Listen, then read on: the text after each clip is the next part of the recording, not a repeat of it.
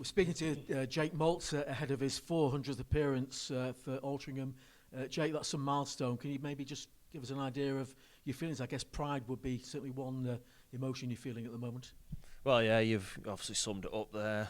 It's a great achievement to stay at a club for so long, and yeah, thoroughly enjoyed my time. It's easy to say we've had some ups and downs, obviously over the years. I think it's the 10th season, I think now. So it's been a long time, but yeah, I think immense pride to get to that milestone is probably, like you say, the main word to describe it.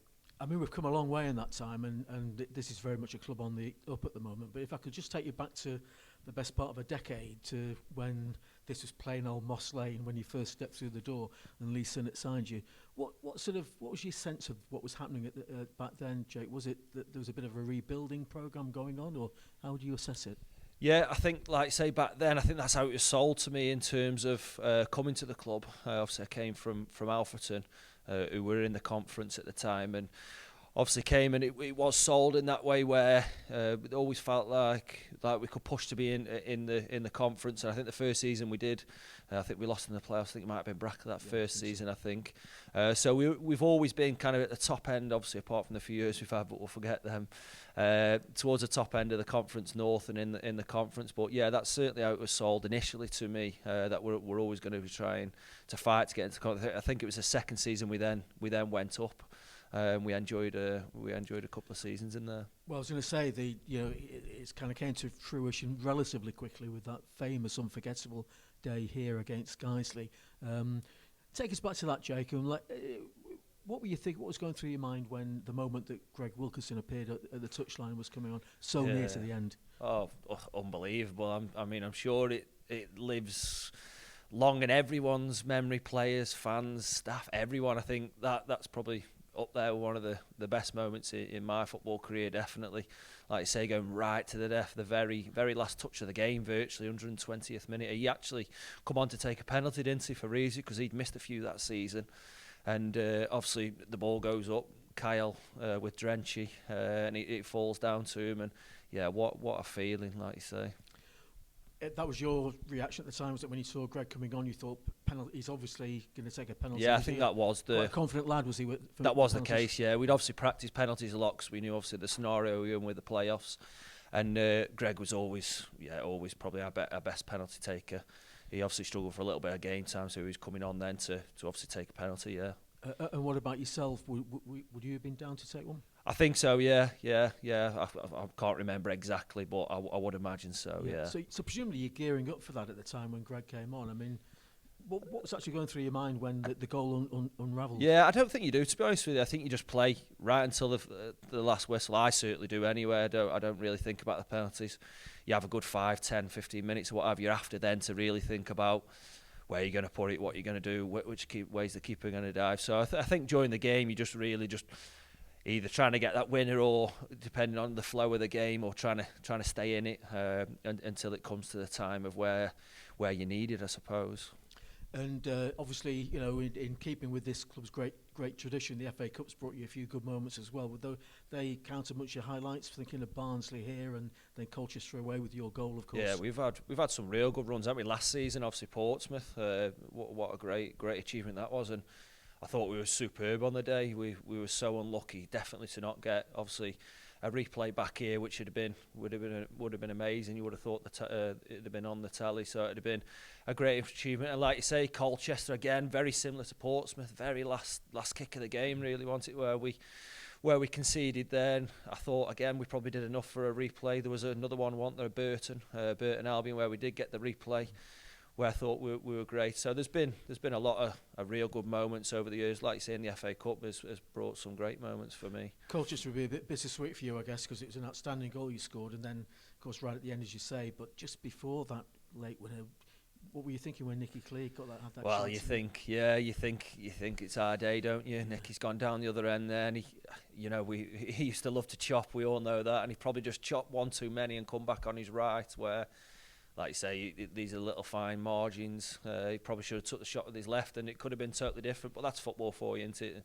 Like we talked about there earlier with Guiseley, like them little split decisions, them little split chances that define seasons and outcomes. I mean, over the length of time you've been here, there'll be lots of highs, but there's bound to be a few lows. Just briefly, how difficult was it as a player when that second successive relegation was pretty much confirmed and we're losing week in, week out? How difficult was it to keep your spirits up and maybe even help some of the younger players? Yeah, incredibly difficult. Yeah, incredibly. Probably, one of the tougher times of my career. Well, it probably is. Yeah, the toughest. And I just felt, I don't know, a real alliance to the football club. It's everyone knows I love the place and I've always wanted to be. I've never not wanted to be here at any point, even when it's got really tough, like you say, with them losing so many games of football.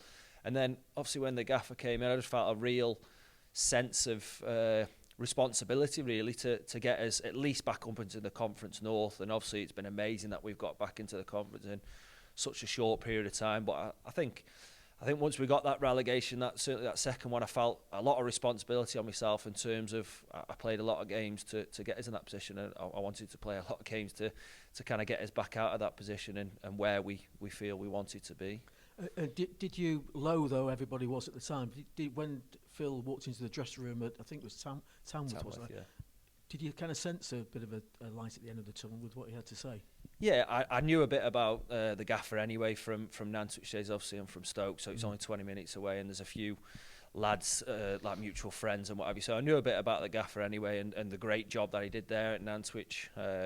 So I knew it was a manager that was going to come in and really make a positive impact. I don't think let's be honest, probably all didn't expect it to go as well as it has done over the 3 years. And great credit to him and Sorves and obviously all the players. But yeah, I think straight away, first couple of weeks, months of working with him, that they're really dedicated and they want the best for the football club. Well, I was going to say, I mean, is it possible to? It's a question that always seems difficult for anybody to answer or put the finger on it. But what it is about him that just makes it work, basically.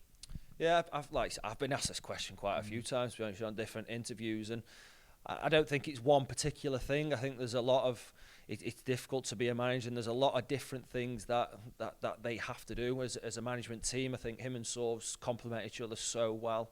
In terms of what the gaffer's great at and what Sorves is great at, they really complement each other. But I think honesty is a real big key. I think they're honest with you with performances and with individual performances, team performances. I think that goes a long way in football. I think lads respond to honesty really well.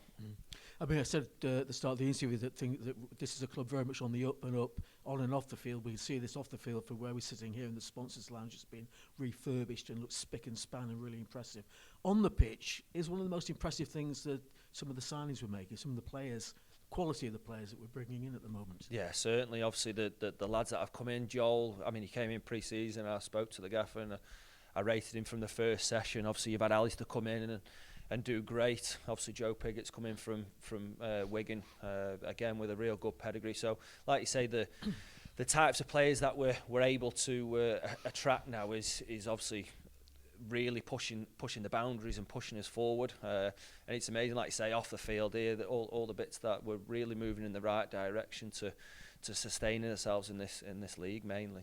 And I remember when we were promoted to the Conference North, I interviewed you and asked you about what's left in the tank, and you gave me a look as if to say, don't you start pensioning me off yet. Yeah. So now a couple of years down the line, the engine's still purring, so is there still plenty left in the tank, Jake? Yeah, the same look goes to you, I'm afraid. There's plenty. Yeah, like I say, I'm 32 now, but I feel as fit as ever, really. I mean, yeah, like you say, you asked me the question 2 years ago, and the answer's probably the same.